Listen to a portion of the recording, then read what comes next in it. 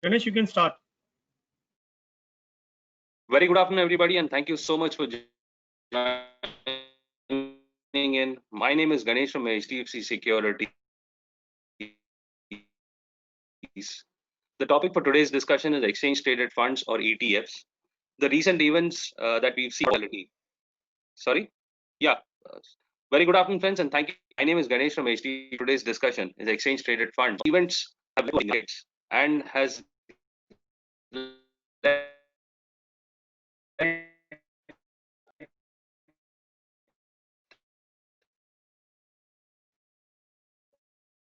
has made investors left investors in a very confused state of mind with regards to their investments.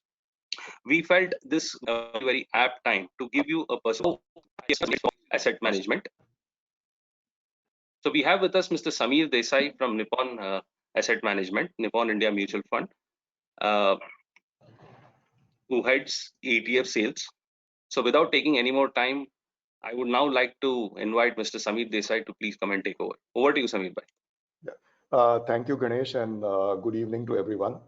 First of all, I wish everybody good health and stay safe in the current times. So with that, let me, start talking about ETFs. Why ETFs are a very potent method for investing, not only in the current times, but they are a perennial long-term investment and a perennial product for all times. Now, before I go to ETFs, there has been a lot of articles have said that the current situation in the markets is unprecedented. We are in uncharted territory, and that it is different this time. Let me tell you that all historical panics have been different. All crises have been different, whether it was the Great Depression or the 2008 financial crisis or the tech bubble tech bubble which burst in 2002. All historical crises have been different, but all historical panics have had one thing in common: they all come to an end.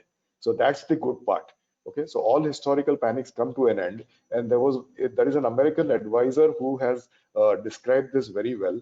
He said that if you are betting against human spirit, I will take the other side of the bet 10 times out of 10. So what he was trying to say is that the panic will come to an end, markets will go up, equities will go up because people will go about bettering their lives. So that is the most important thing that we need to remember. Having said that, what is the way to invest in the markets and especially take if I may say so, advantage of the current fall in the markets.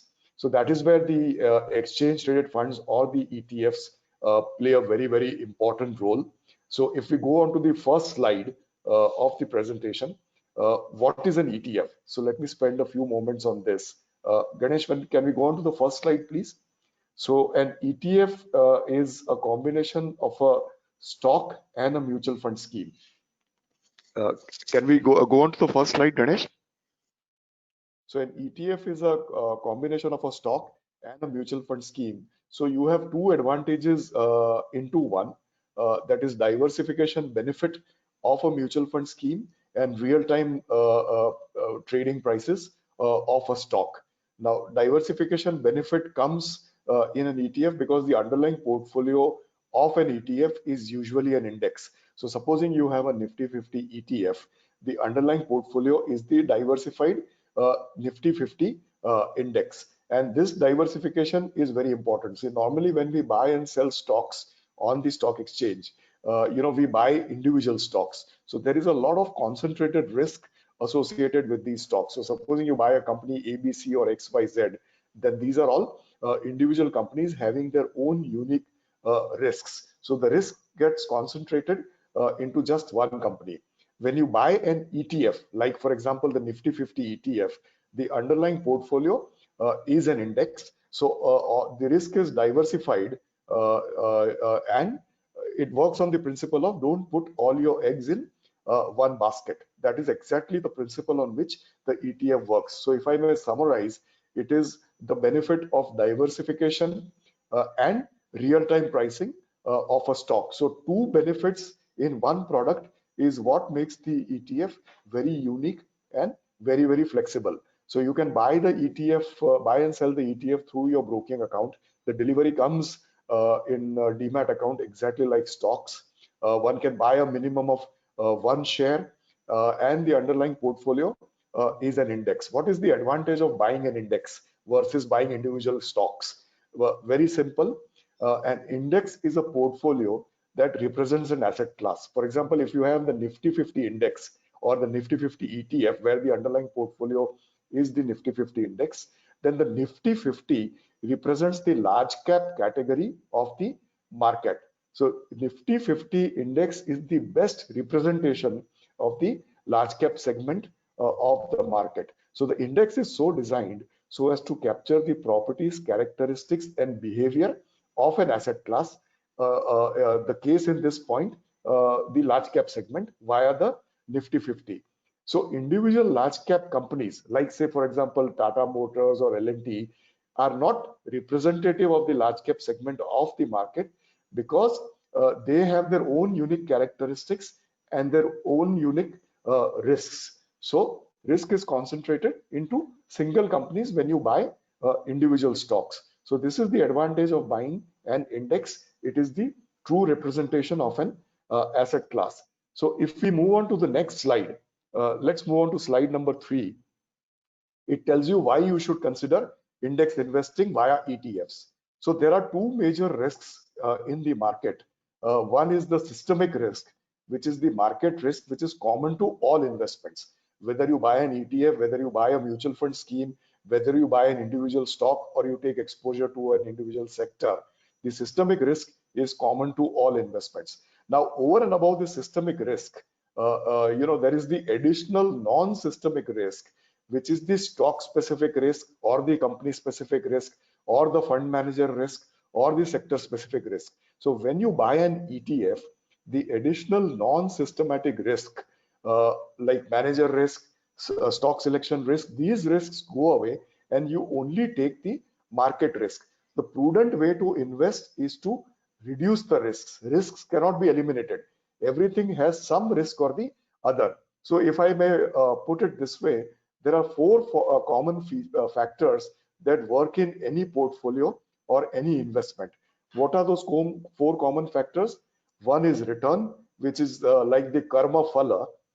Return is not in your control, but just like karma phala, the tendency of human beings is to chase what is not there in their control. What is in my control? I can bring down the risk of the portfolio by diversifying, by buying an ETF. I can bring down the cost of investment again by buying an ETF because ETFs are low cost, and I can diversify.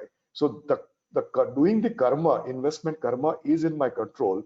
So we should focus on the investment karma and not the return which is provided by the markets. So elimination of non-systematic risks is what happens in when you buy an index. The cost is reduced when you buy an ETF.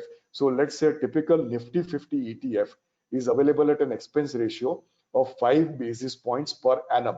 And I'm talking about the Nippon Nifty 50 ETF. As against this, a typical large cap fund may cost you almost 10 to 20 times more. So the typical expense ratio could be almost 100 to 150 basis points. Again, if you see the third point, diversification. So you are diversified when you buy an index. So the 50 stocks, for example, of the Nifty 50 represent almost 65% of the market by value. Asset allocation. Now, asset allocation, what is asset allocation? So let me take a very simple example. Asset allocation is diversifying your portfolio into various asset classes like equities, fixed income, and commodities like gold. So asset allocation, you can take a very simple example from day-to-day life.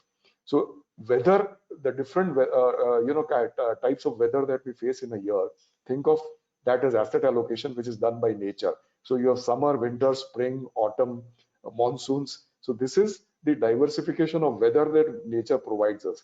Supposing there was only summer, or there was only winter, or there was only monsoons, exactly like if you bought only equities or only gold or only fixed income, then that is not diversifying amongst various asset classes.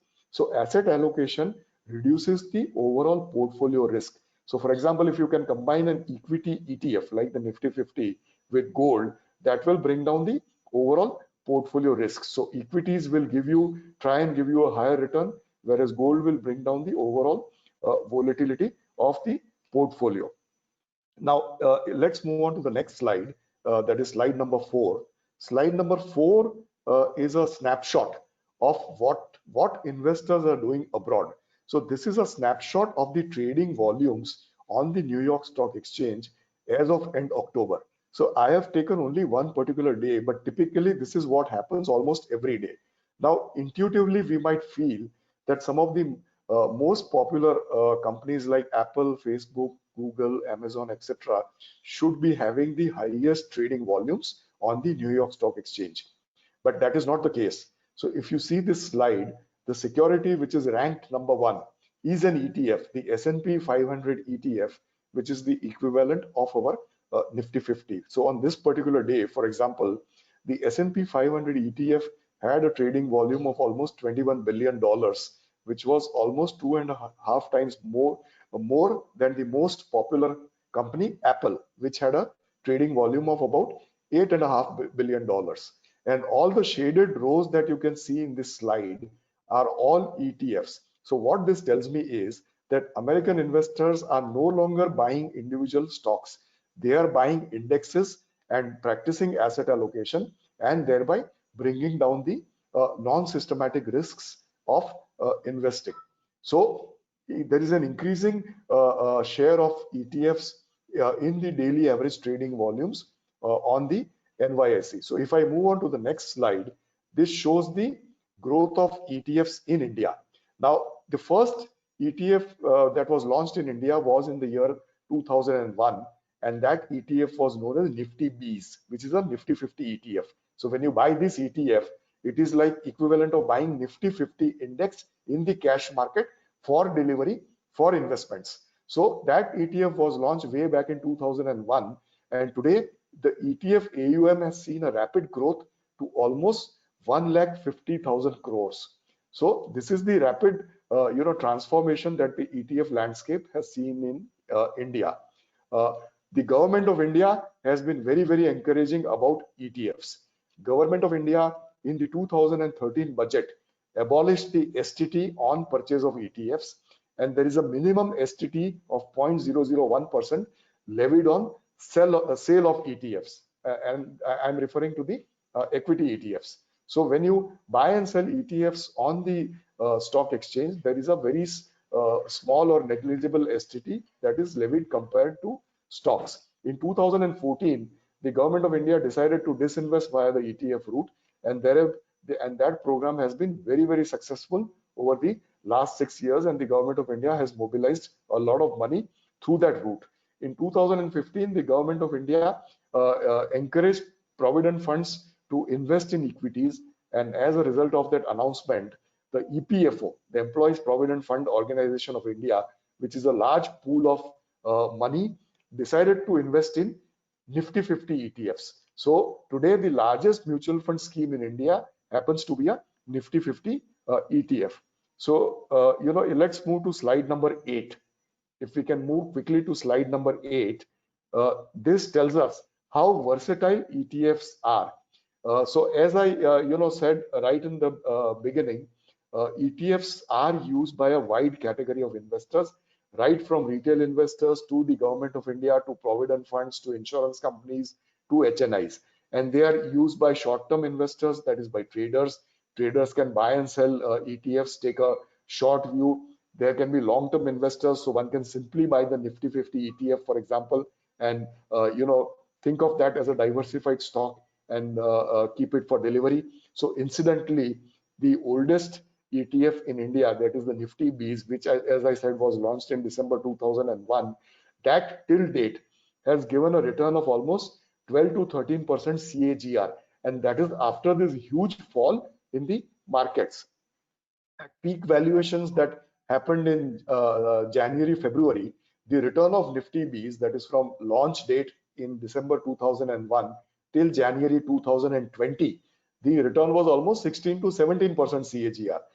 Despite the fall in the market right now, the return is still very good, around 12 to 13% CAGR. So long-term investors can use ETFs, traders can use ETFs. So when the market falls, you think of it as a discount sale of branded shirts and shoes. When branded shirts and shoes are available at a discount, we don't open the Excel sheet and start analyzing. We straight away go and purchase. Now, if the Nifty 50 index or Nifty Next 50 index have fallen to this extent from their market peaks in January, February, then you think of it as a discount sale, and straight away, you should buy the Nifty 50 or the Nifty Next 50 ETF. By doing this, one eliminates the guesswork of which individual stocks to buy. See, whenever the market falls, there is always confusion. Should I buy stock ABC? Should I buy stock XYZ? Should I put money in this sector, that sector? Should I buy this fund manager? Should I buy that fund manager? All that guesswork is eliminated when you buy ETFs. So when you, let me use an analogy or let me take an example from our scriptures. So in the Ramayana, there is an incident when, Lakshman is injured. When Lakshman is injured, Hanumanji is sent for stock picking, Sanjeevani Booty.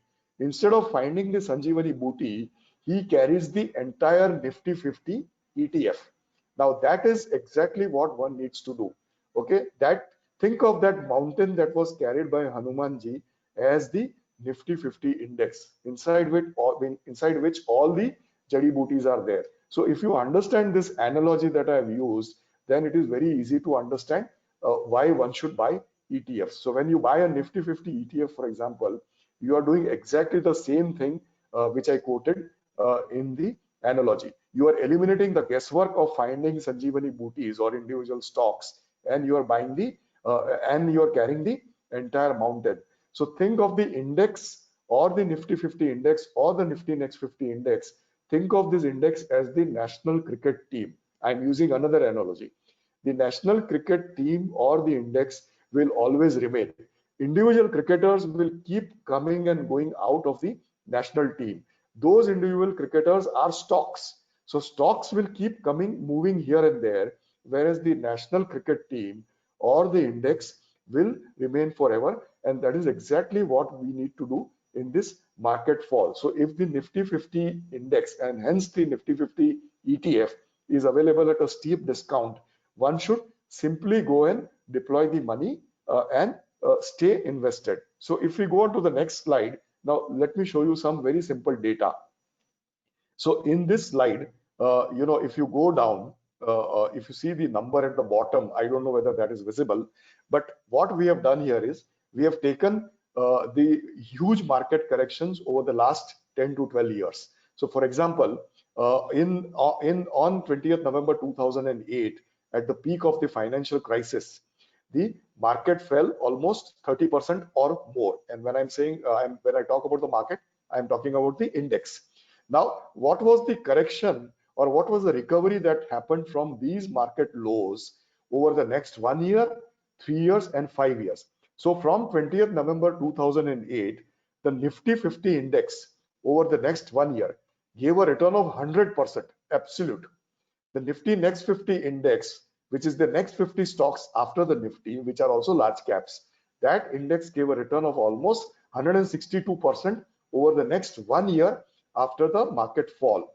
Over the next 5 years, after this bottom of November 2008, the Nifty 50 gave a return of almost 20.5% CAGR, and the Nifty Next 50 gave a return of almost 27% CAGR. As against this, many of these schemes managed by mutual fund managers, and when I'm talking about the schemes, I'm talking about the large cap schemes, because that is the equivalent comparison, because Nifty 50 and Next 50 are large cap indexes. Most of those large cap mutual fund schemes did not give the same kind of return as was given by the indexes. So going forward, this illustration I'm using to just give you an idea of what can happen. I'm not saying that you will get this kind of return going forward.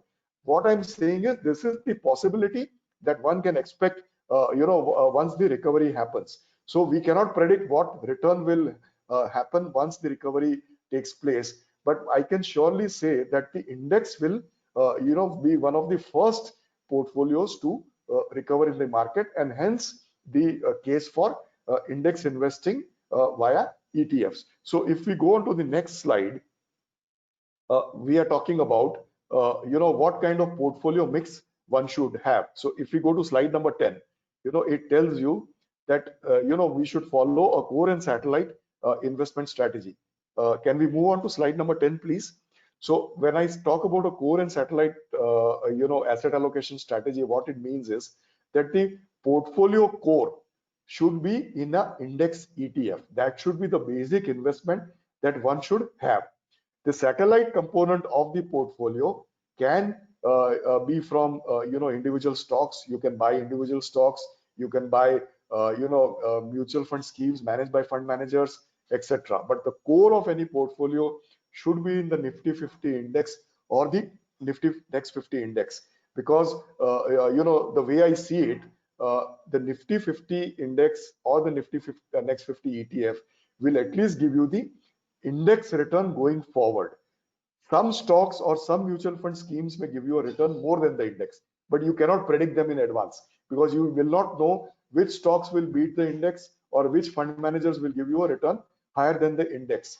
That is not possible to predict. So if the outperforming stocks or outperforming fund managers think of them as gold medalists, and the underperforming stocks and the underperforming fund managers as silver medalists, then index is bronze medalists, then index is silver medal by default.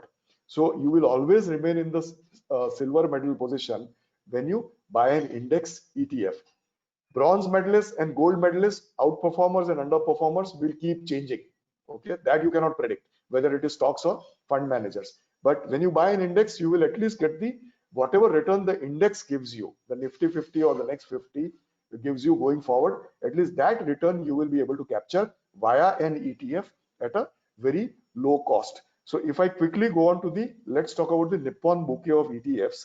So if we go on to the next slide, Nippon India AMC has the largest bouquet of ETFs in India.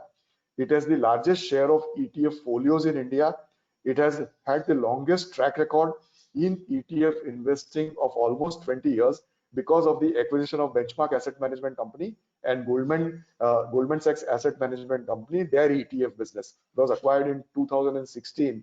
So by the virtue of that acquisition, it has a very long track record in the ETF and the index fund industry. It has the largest share of folios, as I said. It has the largest share of the daily average trading volumes in ETFs, which is very important. And I'll come to that in the next slide. Nippon was the first to launch a gold ETF scheme in India, the Gold Bees. It was the first to launch an equity ETF scheme in India, the Nifty Bees, and it has the largest bouquet of ETFs in India. So if I go on to the next slide, it gives you the current bouquet of the Nippon India ETFs. So we have ETFs across asset classes: equity, commodity, and fixed income. On the equity side, we have a large number of ETFs, and especially let's talk about the broad market ETFs, which is the ETFs like the Nifty 50, the Nifty Next 50, or the Midcap 150.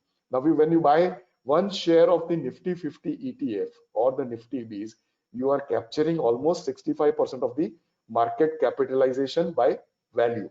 If you add to this a Nifty Next 50 ETF, which our product is Junior Bees, you are adding another 13 to 14% of the market capitalization. So between these two ETFs, where the underlying portfolio is the 100 large cap stocks, you are capturing almost 75% of the market by value.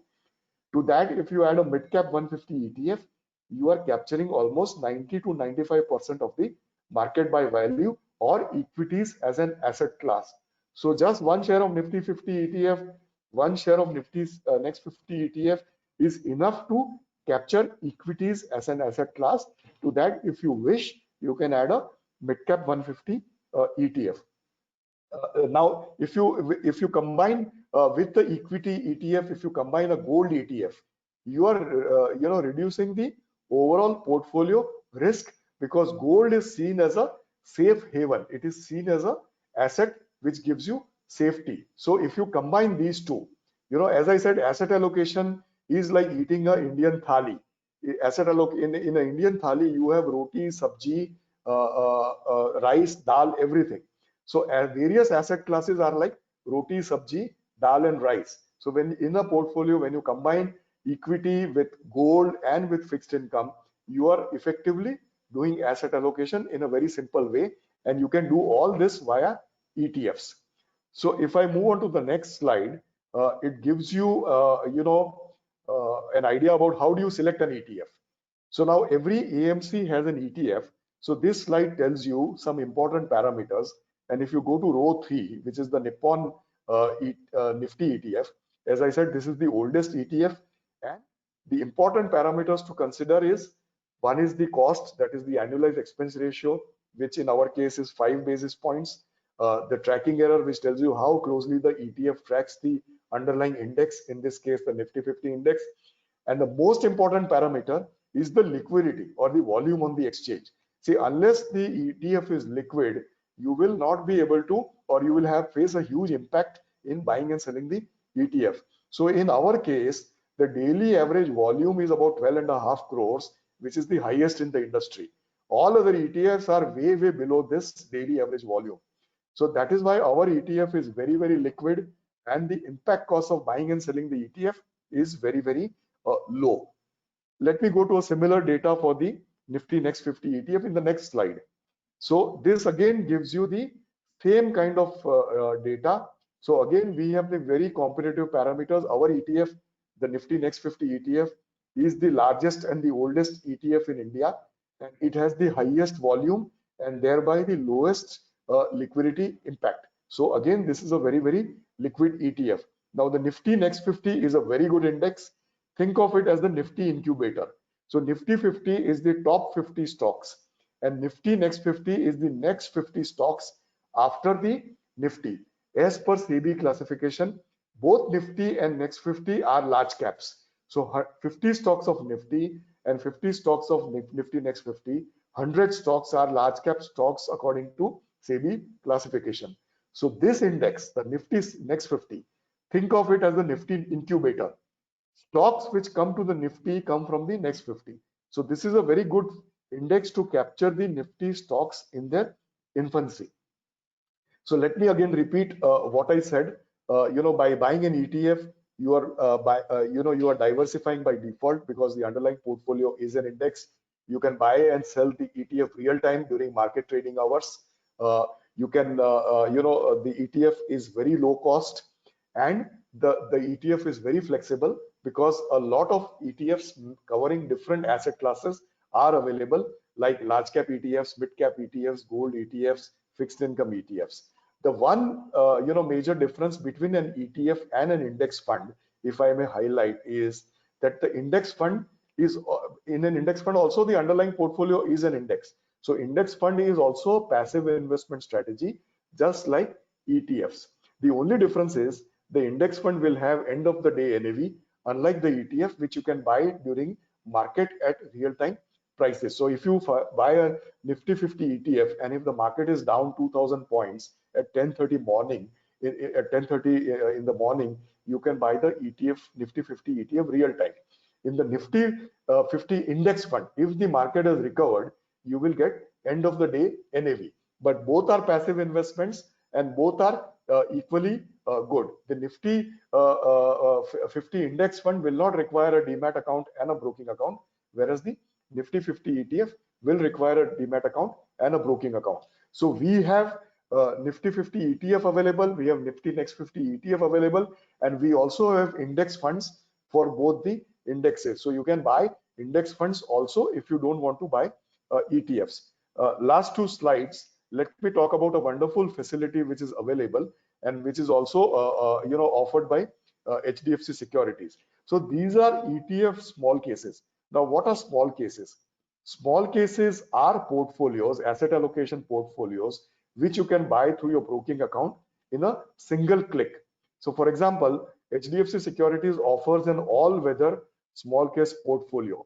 Now, in an all-weather small case portfolio, you can do an SIP, for example, or where you can buy a lump sum. That all-weather portfolio in one basket has 4 ETFs. The first ETF is the Nifty 50 ETF. Second ETF is the Nifty Next 50 ETF. Then you have a gold ETF and you have a liquid ETF, which is the money market ETF. So in one basket, three asset classes are covered: equities, large caps between the two equity ETFs, gold, commodity, and fixed income, which is the money market ETF. So this is like eating a thali, which I just said.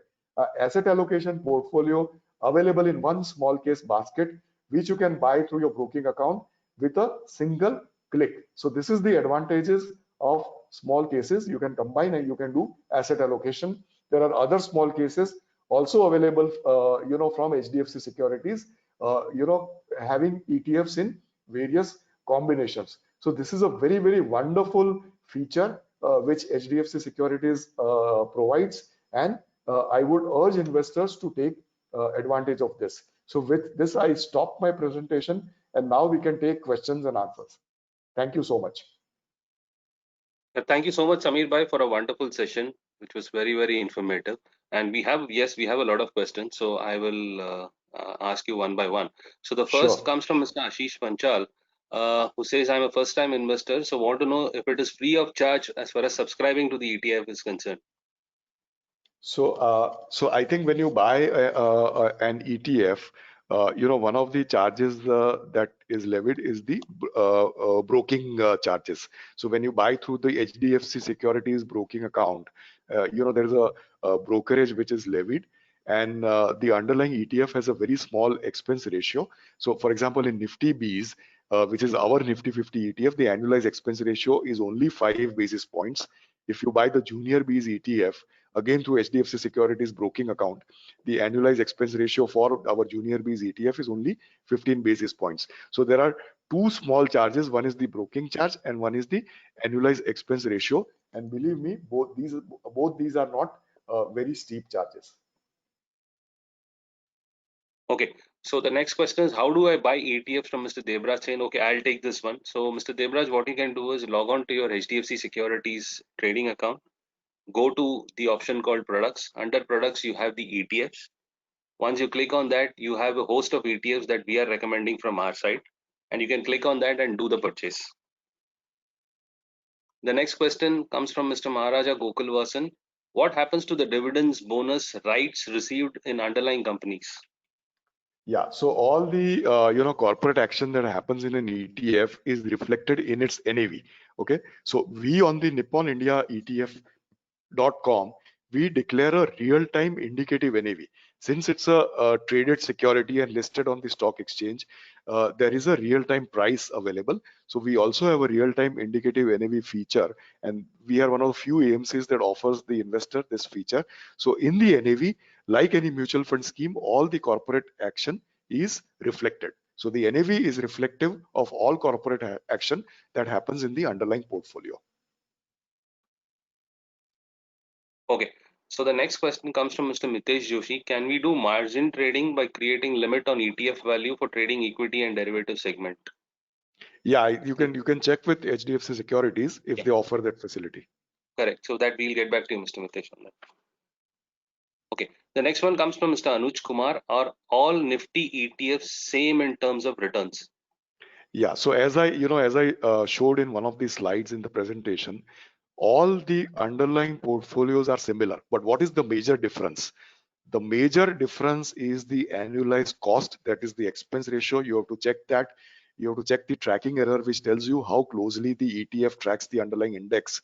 And the most important distinguishing factor is the volume. How liquid is the ETF on the exchange? So if you recollect the slide that I showed, our Nifty 50 ETF has, for example, the highest daily average trading volumes. The current number is about 12.5 crores, which is much higher than all other competing Nifty 50 ETFs. So trading volume number is important, cost is important, and tracking error is important. But I will give most emphasis on the daily average trading volume, which is the critical factor to decide which ETF you should invest in. Okay. So there's one more question from Mr. Anuj Kumar. What is the tax implication for selling ETFs? Same as so if you are talking about an equity ETF, it is the same as an equity mutual fund scheme. If you're talking about a gold ETF, then it is debt taxation, again like the debt mutual fund schemes. Okay.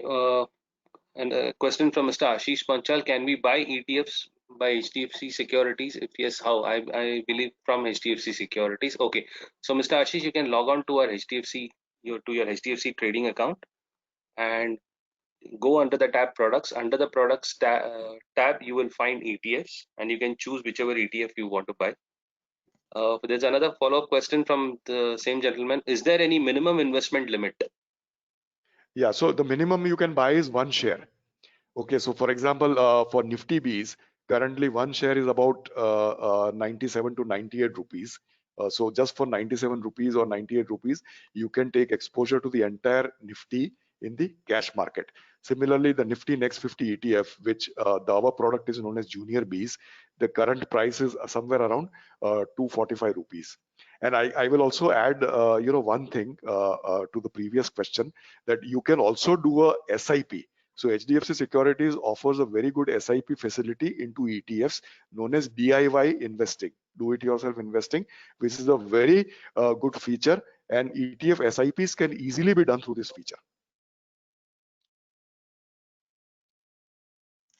Yeah. Okay. One more question on the dividend. Are dividends paid in ETF whenever company pays the dividend? You can just cover it once more, Samir bhai. Yeah, it is reflected in the scheme ETF scheme NAV. So the ETF scheme NAV, any ETF, the NAV reflects the dividend. Okay. So there's one question from Mr. Siddharth Gupta. What is the difference between Nippon Nifty ETF and iProve ETF? Both contain Nifty 50 companies. Yeah, so So without as I said in the previous question, and I also showed a presentation in my slide in my presentation, that all the Nifty 50 ETFs or Nifty Next 50 ETFs available in the industry, the underlying portfolios are identical. But what is the major difference is the volume. See, the volume is very important. So for example, our Nifty ETF or Nifty Next 50 ETF have the highest liquidity or volumes on the stock exchange compared to any other Nifty 50 or Next 50 ETF offered by any other AMC. So unless the ETF is liquid, you will face a huge difficulty in buying and selling the ETF. So that is where the Nippon ETF score over all other ETFs, and this is simply because we have the largest investor base in our ETFs in India. So we have almost a 40% share in the all India ETF folios, and that is why our ETFs are very liquid, because they have a very high investor base.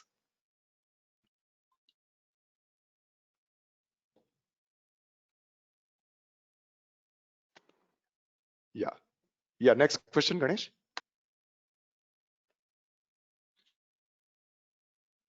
Hello. yeah, sure. Okay. Next is from Mr. Sankalp Ratna, who wants some guidance on the Nippon CPSE ETF investment that he had already done. Okay. So see, CPSE is a thematic ETF Samir, where the underlyings are the 10 or 11 CPSEs that comprise the index. So unlike a broad market ETF, supposing the CPSEs are out of favor for whatever reason, then this ETF may or may not do well over a time period. But I think the most important feature of the CPSE ETF is the discount feature offered by the government of India whenever the tranche comes. So that is a very important feature, and a lot of investors come to the CPSE ETF for this. Other advantages of the CPSE index are a high dividend yield. The dividend yield is almost 5.5%, and the CPSE index, although it is available at a discount to the Nifty, the return on equity of this index is similar to the Nifty. So I think the index has very compelling valuations. It has great dividend payouts. All the underlying companies are Navratnas and Mini Ratnas from the government of India, and most importantly, the government offers a discount. So this is I would say, a good long-term investment. However, this is a sector ETF in the PSU space. and not a broad market ETF like the Nifty 50 or the Next 50.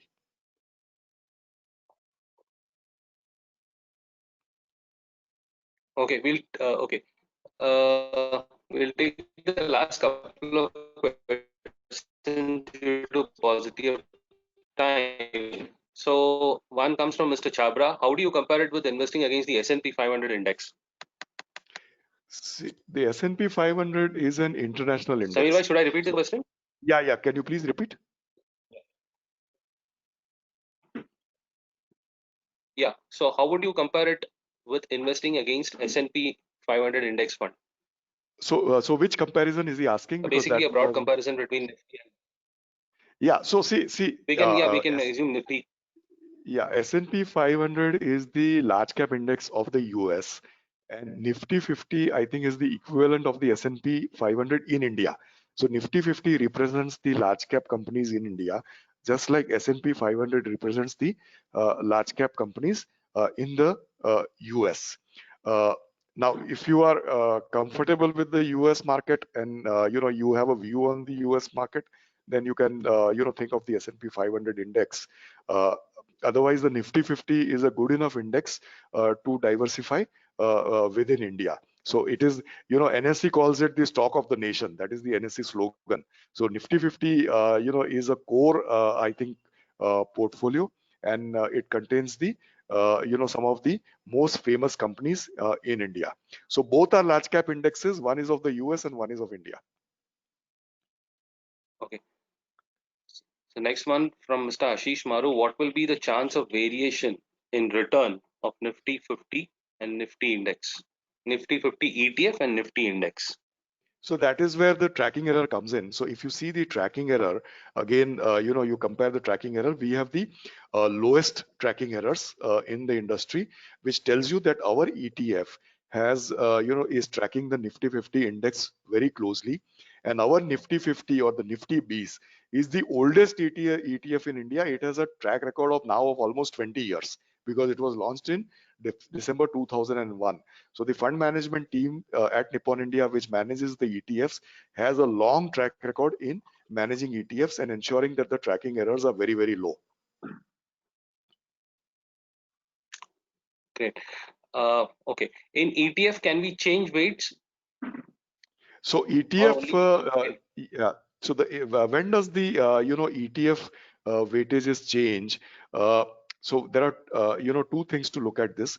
One is the index rebalancing happens when the index committee of the NSE announces a rebalance, which is twice in a year.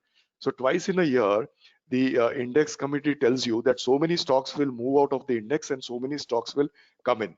Now that is the day when the physical rebalance also happens in the ETF, because the ETF portfolio is a mirror image of the index. So supposing you have a Nifty 50 ETF, its portfolio is the mirror image of the index. So physical rebalancing happens twice in a year when the index committee announces the changes in the underlying constituents. Otherwise, the cap, when the cap weights keep changing, there is no rebalance because that's an automatic process. So when the value of a company changes, the weights also change accordingly. So that's the answer to your question.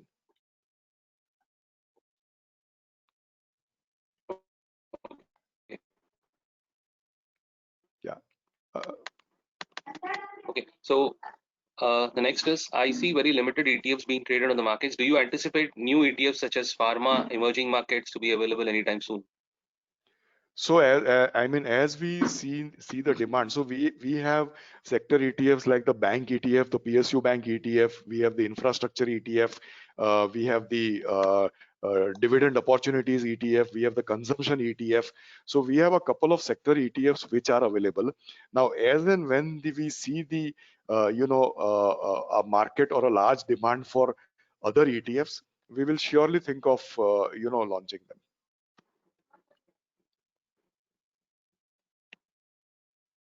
Okay, an interesting one here. So this will be the last question that we can take.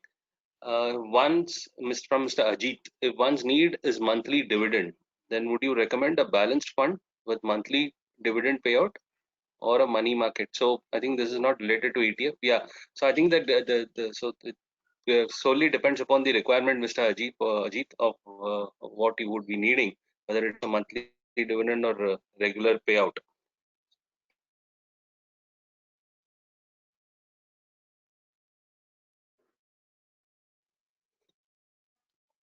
Hello. Okay. So one last question from Mr. Ravi Saigal. All Nifty ETFs will have same basis, so performance will it be the same? So, as I've answered this question before, uh, all the Nifty Samir bhai? ETFs will have, yeah, all the Nifty. So, as I've answered this question before, and as one of the slides that was there in the presentation, all the Nifty 50 ETFs will have the same underlying portfolio. However, the difference is going to be based on the tracking error. So, the ETFs with the lowest tracking error will be the best. The ETFs with the highest volumes will be the best. So you have to, if you are seeing the comparing the returns, then the tracking error and the expense ratio play a critical role, and they should be as low as possible. So for example, our Nifty Bees ETF, if you remember that comparison chart that I showed, you have the lowest expense ratio and the lowest tracking error in the industry. And the third parameter, again, I will repeat, is the volume on the exchange. So the volume on the exchange is also very important, because if you have a ETF with a low expense ratio and a low tracking error, but with bad volumes, then your advantage of the tracking error and the expense ratio gets negated. So you have to see all three parameters in combination, which is very, very critical.